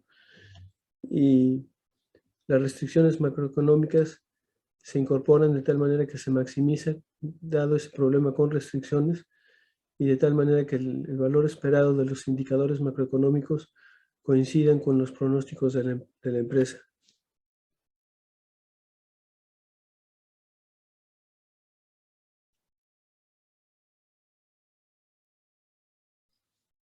En términos específicos, ya en términos matemáticos, se tiene un problema de maximización con restricciones que podemos probar está bien planteado y que tiene una solución, no necesariamente única, pero consistente con al menos, por ejemplo, las hipótesis de no arbitraje.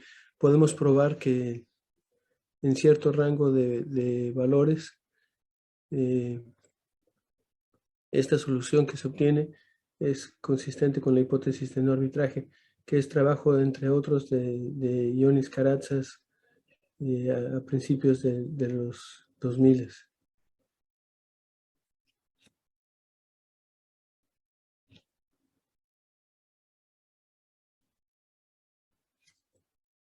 En cuanto a las preferencias de cada uno de los agentes pequeños, y me gustaría, en la medida de lo posible, dejar claro qué es lo que estamos entendiendo por preferencias.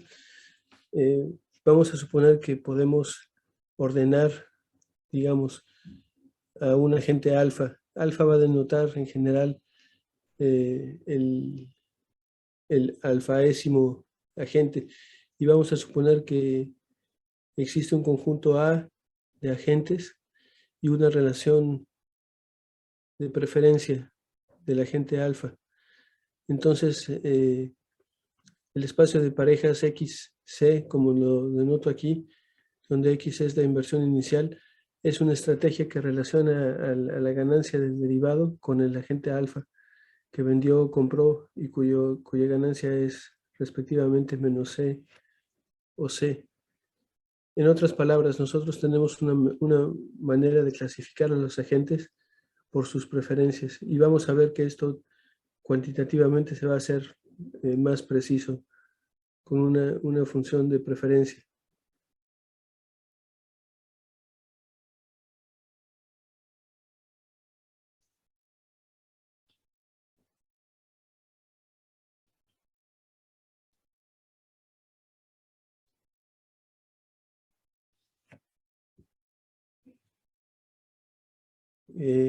Se tiene entonces una dinámica de nuevo log normal. Enfatizo el hecho de que no sé si se vea mi cursor.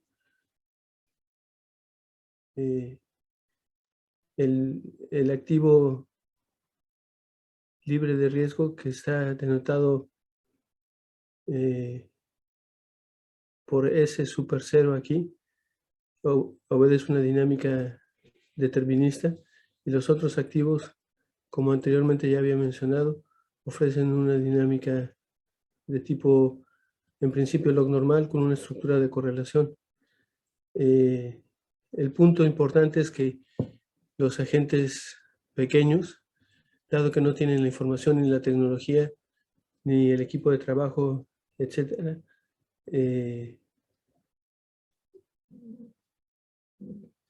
van a carecer de acceso a la información completa, como ya habíamos especificado, y entonces vamos a considerar, eso se refleja en el modelo, en el hecho de que los coeficientes son funciones deterministas para cada agente alfa.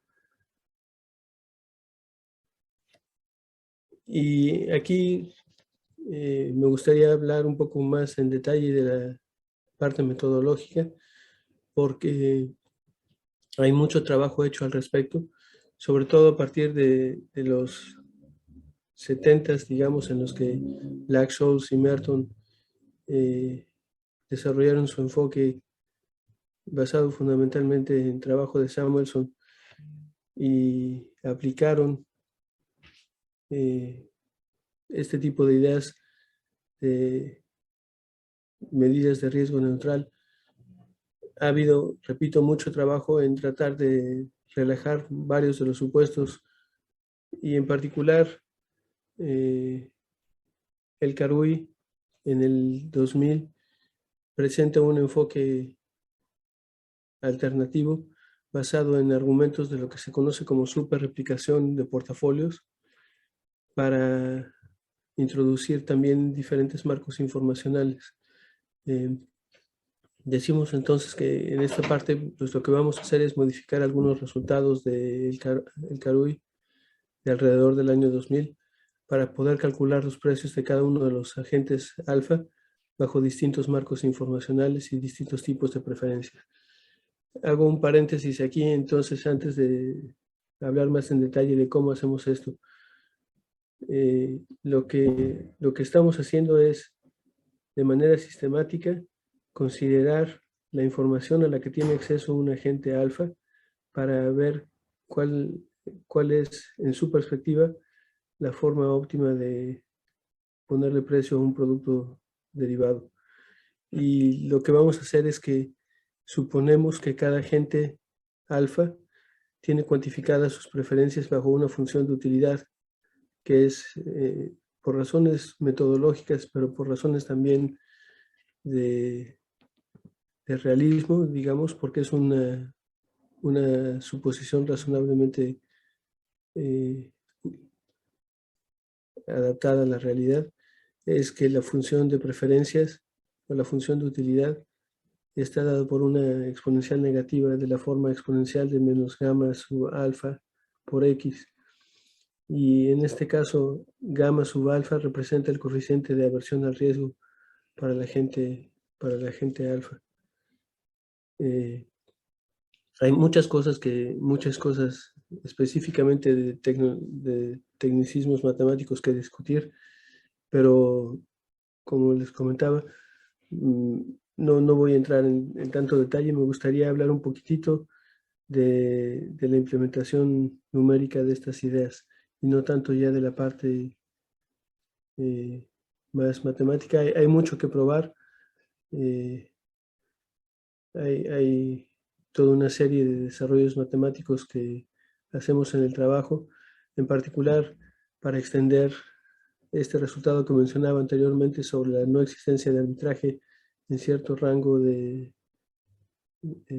comportamientos, que es pues algo que por consistencia debería de estar claro, pero me parece que no vale la pena adentrarse en estos detalles, y mejor les platico un poco de la calibración del modelo, porque a fin de cuentas lo que hacemos es tomar datos reales del mercado y comparar nuestras predicciones con los resultados observados. Para la calibración de los parámetros, pues suponemos la dinámica del activo libre de riesgo como lo que normalmente se denota por S0, que es lo que se llama un numeraire. Y esto lo podemos suponer para los agentes institucionales. Sin embargo, para los agentes pequeños, lo que se tiene es un bono cupón cero. Entonces, desde allí ya hay una diferencia específica para cada uno de los agentes. Como podrán ver, la forma 48 es una forma más compleja para el bono cupón cero.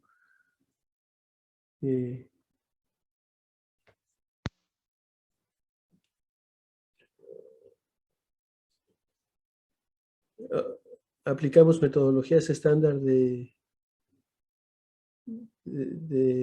estimación de parámetros, en particular para mu, la tendencia, y sigma, las volatilidades correspondientes de los agentes institucionales. Llegamos a expresiones cerradas como la que aparece aquí en la ecuación 49.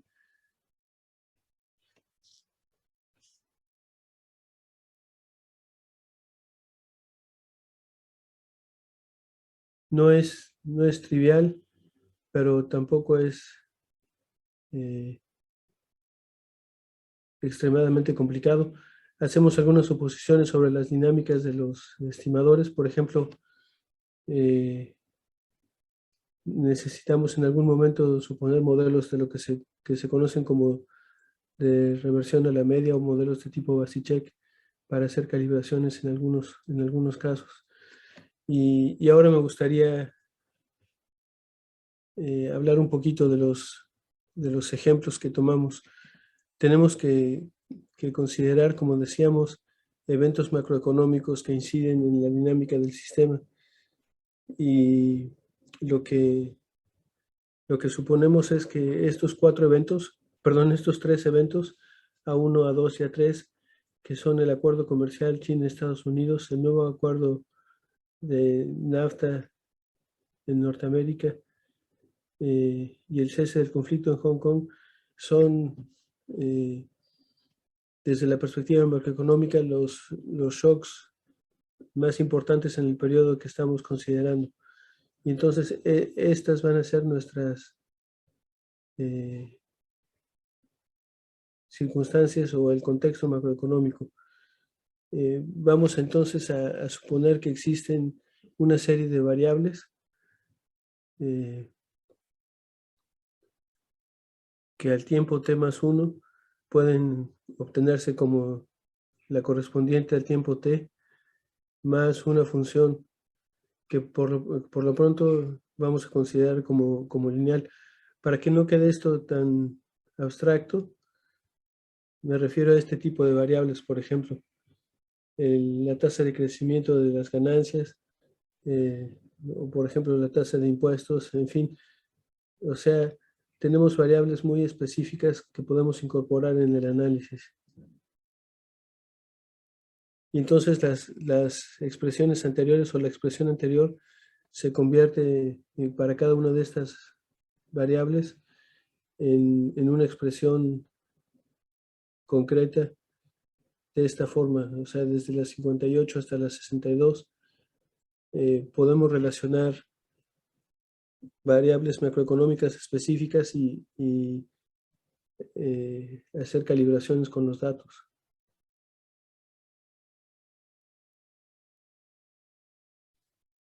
Les presento el índice, los dos índices relevantes que utilizamos también para calibrar. Y como es difícil obtener o hacer afirmaciones específicas sobre el efecto de los diferentes escenarios macroeconómicos, adoptamos una perspectiva muy pragmática, y es, les recuerdo, a 1, a 2, a 3 eran eventos macroeconómicos relacionados con hechos específicos y se hacen suposiciones sobre cuáles son los efectos sobre cada uno de los parámetros, sigma, mu, el efecto en las ventas y el efecto en la tasa de interés libre de riesgo.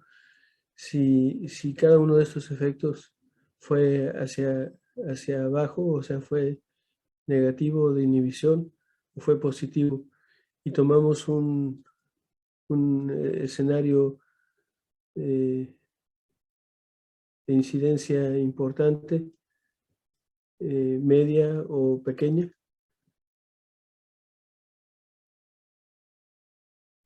con estos valores, que hasta cierto punto podrían parecer arbitrarios, pero están dentro de rangos realistas. Entonces, por ejemplo, podemos suponer que el revenue ratio, revenue rate, lo que denotamos aquí por R sub rev, si el efecto fue positivo, adopta un valor de 0.05, y si el efecto fue negativo, adopta un valor de menos 0.05.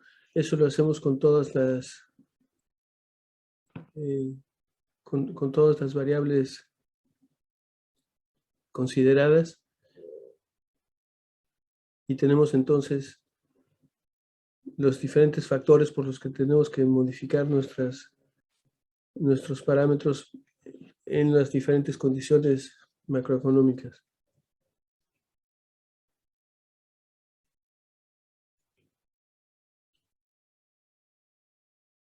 Esto es, nada más por completez, todas las posibles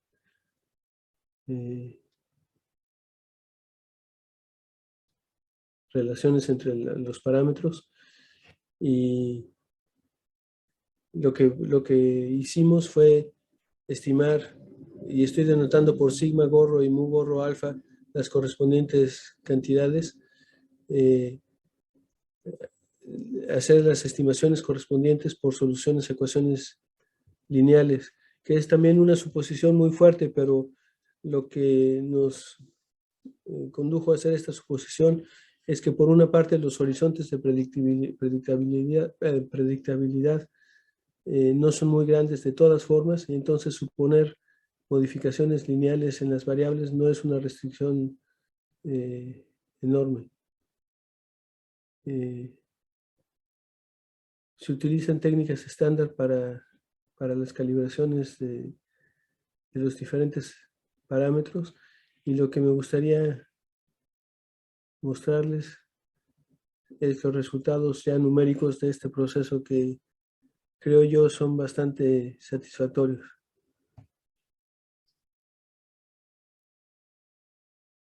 Entonces voy a dejar de compartir mi pantalla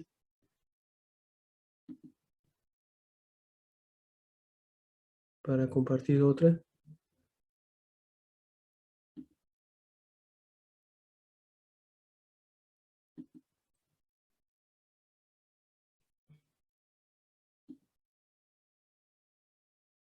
Me dicen, por favor, si se ve.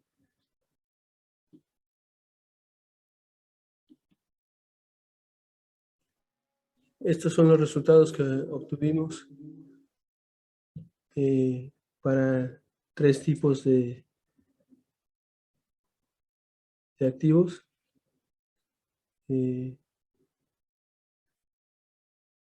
Perdón, esto es para Microsoft. Después utilizamos otras metodologías como procesos ARIMA o mínimos cuadrados, y como podrán ver, el ajuste de los 3 es bastante satisfactorio, excepto en este pico, que todavía la verdad es que no entendemos bien a bien por qué surgió. En el resto de los intervalos. La correspondencia es bastante buena. Para concluir, me gustaría entonces resumir qué fue lo que hicimos, proponiendo un marco matemático para un mercado en el que los agentes disponen de información incompleta. Se incorpora esta desigualdad o diferencias de los agentes para proponer una metodología de evaluación que es consistente con la información que tiene cada uno de los agentes. Se contrasta con agentes institucionales, que son agentes grandes, por así decirlo, en la que el acceso a la información es casi total, mientras que se utiliza una metodología diferente para agentes pequeños, en los que la información no es completamente disponible, o en la práctica no es completamente disponible, y se hace de tal manera que hay una consistencia entre los eventos macroeconómicos esperados, perdón, el comportamiento de las firmas o de los activos subyacentes bajo la influencia de los eventos macroeconómicos relevantes, y se propone una forma de evaluación como un proceso de maximización de la entropía correspondiente. A grandes rasgos esa es la metodología. Como les comento, los detalles los pueden encontrar en el artículo, y por mi parte creo que no tendría más que agregar, esperando haya preguntas o comentarios en la sección correspondiente de la mesa redonda. Muchas gracias.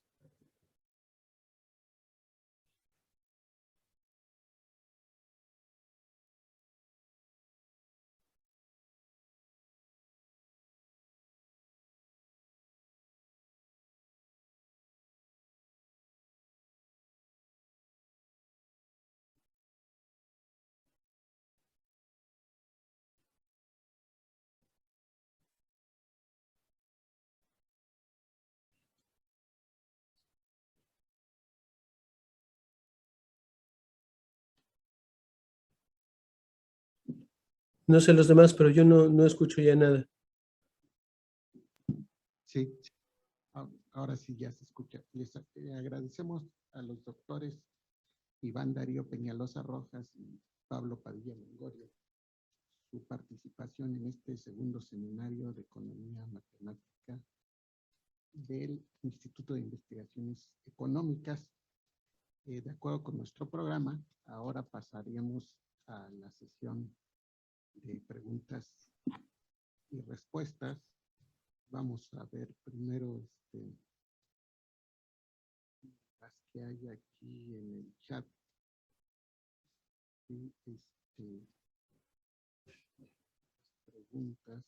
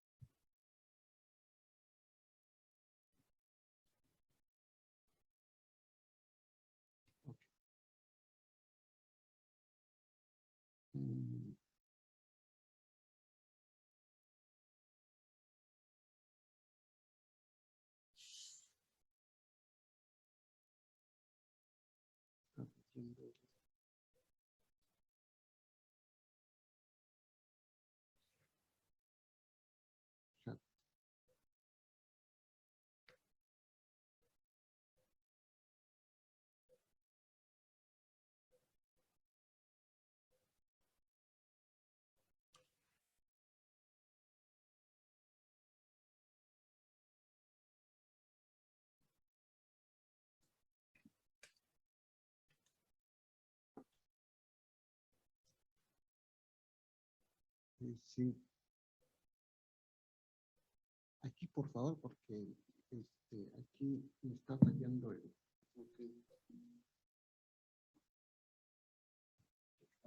¿Ahí me escuchan? Sí. Bueno, muy buenos días a todos. Muchas gracias. Creo que... por acá. Muy buenos días a todos. Muchas gracias. Bueno, tengo una pregunta que me surgió justo en la última ponencia del doctor Pablo, me parece. La técnica es muy interesante y el desarrollo para el análisis del dinamismo en los datos pues presenta un muy buen ajuste. Mi duda quizás sea un poco sencilla, digamos, en el sentido de que me gustaría preguntarle cómo es que su método logra combinar variables que hacen énfasis en el dinamismo, o sea, mezcla tasas de crecimiento, por lo que entendí, tasas de crecimiento con variables que manejan porcentajes y variables que son flujos de efectivo. ¿Cómo es que su técnica logra, digamos, armonizar esas como distintas escalas en la medición de los datos? Porque una habla de dinamismo, la tasa de crecimiento, entonces, bueno, la otra son porcentajes y flujos de dinero, me parece que era el valor. Muchas gracias. Sí, no, al contrario, muchas gracias, gracias por la pregunta. En todas estas técnicas de ajuste hay implícitos procesos de normalización. Entonces, la respuesta quizá más rápida a la pregunta es que como parte del proceso de ajuste hay un proceso de normalización en el que las cantidades que son porcentajes ya están de por sí dadas en forma adimensional y las cantidades que son dinámicas, como usted mencionaba, se vuelven adimensionales cuando se normalizan. Pero no sé si esto conteste la pregunta, si estoy entendiendo bien la duda.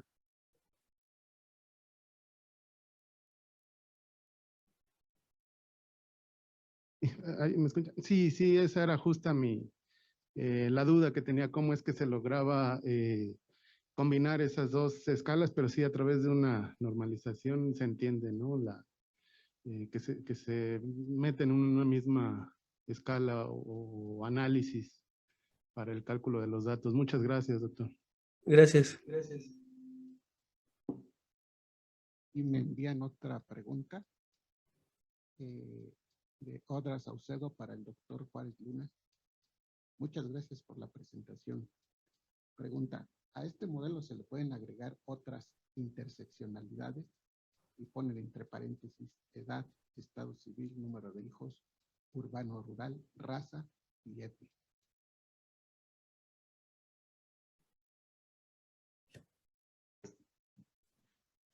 Hola. Vaya, hacer modelos matemáticos no es tan sencillo. Obviamente que partimos de este primer aproximación que es en general. El modelo que yo presenté únicamente dura la optimización de cada individuo, pero ya entrando en un modelo de distribución de tiempo, por ejemplo, de una pareja, se tendría que hablar de una función de utilidad de la familia y de cómo es de que la pareja negocian, por decirlo de este modo, en cómo distribuyen el tiempo que como familia brindan al trabajo y como familia, como pareja, brindan dentro del trabajo, que se podría capturar con juegos, pero lo que comentan de cuestiones de zonas geográficas, edad, podrían hacerse algunas extensiones, sin duda, pero habría que irse con cuidado con cómo se capturan en la modelación matemática. Sin duda se podría hacer, pero hay que meterle trabajo. Gracias. Gracias, doctor Juárez. Me gustaría pedirle el apoyo a José Manuel Márquez si hay más preguntas en YouTube. No, pero bueno, en YouTube está la misma pregunta para el doctor Juárez. Pero yo tenía una pregunta para la doctora Gama. Si nos podría comentar, bueno, ya vimos como las diferencias que tiene su modelo respecto al modelo de Cournot, el modelo de oligopolio y la aplicación y las diferencias que hay con los modelos de los comunes y los diferentes. Entonces, preguntarle acerca de las soluciones a su modelo, si es que estas soluciones permiten tener aproximaciones distintas desde el punto de vista de las consecuencias que tiene para, en este caso, pues el equilibrio general. Si se pueden estas soluciones, entonces, llevar de un extremo a otro, es decir, si relajamos un poquito los supuestos, podemos tener modelos intermedios entre estos dos entre estas dos tragedias que nos describió. Y, y cuál serían en ese caso como las aplicaciones para hacer cuestiones de política pública, ¿no? En el sentido de si resolvemos este tipo de modelos, y ya vimos algunos ejemplos de qué tipo de cosas se pueden modelar con esto. Si podemos hacer alguna aplicación para algunas cuestiones de política económica o política industrial que tenemos para el caso de México. Gracias por la pregunta. Respecto a las soluciones, bueno, creo que en el ejemplo de los comunes y anticomunes, pues tratamos como de dar soluciones ya explícitas, ¿no? Dadas las primitivas de los problemas.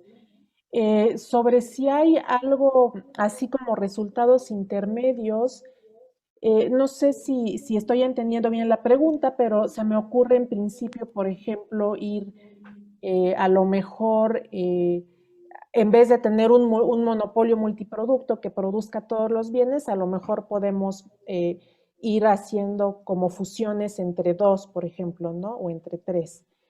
Pero yo creo que en principio, aunque con el costo de cero sean los problemas similares, ¿no? O sea, matemáticamente sean idénticos, yo creo que cuando uno mete estos costos de producción, entonces sí ya la naturaleza de los problemas es diferente, ¿no? Entonces, yo creo que ahí es un poco difícil como, digamos, homogeneizarlos de cierta manera, ¿no? No sé si esto. Entonces, se me haría, o sea, por eso no sé si a lo mejor no estoy entendiendo bien esto entre los intermedios, pero bueno, en principio se me ocurriría ir estudiando como agrupación, ¿no?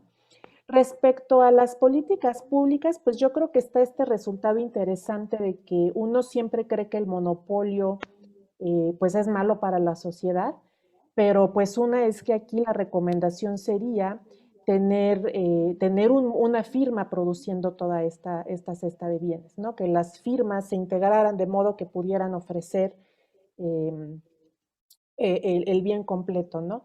Otra es, pues, este importante de las patentes, ¿no? Lo que hablábamos de las patentes, que, pues, el tener tantas patentes cada vez, digo, es bueno, debemos de proteger la innovación de las firmas y de las mentes, pero al final tener tantas patentes, pues, hace que los que lo utilizan ya no quieran pagar el precio final, ¿no? Y entonces se vuelve cada vez más caro desarrollar nuevos productos. Por eso yo creo que esto de liberarlas, tener las farmacias similares, pues ha sido muy bueno para la sociedad, ¿no?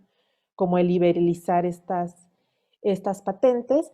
Hay otro problema interesante relacionado a estos complementos perfectos, que es el hold-up problem, pues, que también da para estudiar cosas interesantes, que es, por ejemplo, cuando no sé, que necesito 5 patentes y una de ellas decide esperar, ¿no? A que se compren todas las demás. Entonces, o el gobierno quiere comprar unos terrenos ejidales y hay un ejidatario que se quiere esperar, ¿no? Entonces, creo que ahí también es interesante, sería interesante explorar en términos de política pública.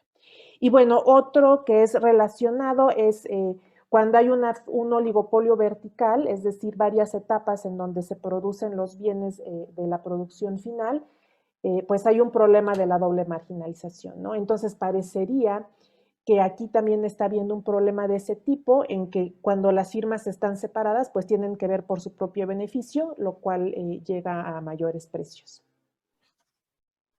Gracias.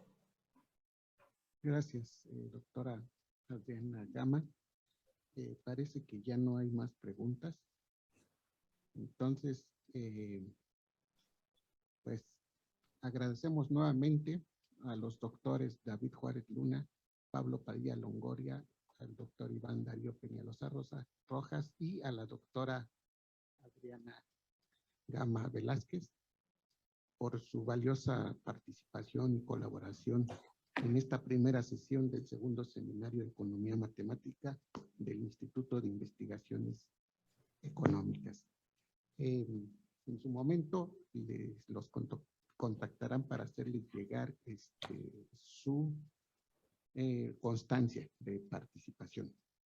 Pues les agradece a todas las personas que se conectaron por Zoom, por YouTube, las que están aquí presencialmente, su participación, su asistencia y los esperamos mañana nuevamente a las 9 de la mañana en la segunda sesión del Seminario de Economía y Matemática, donde se hablará del tema de sistemas complejos aplicados a la economía y fenómenos sociales. Pues muchísimas gracias. Hasta luego. Muchas gracias por la invitación. Hasta luego. Gracias, hasta luego.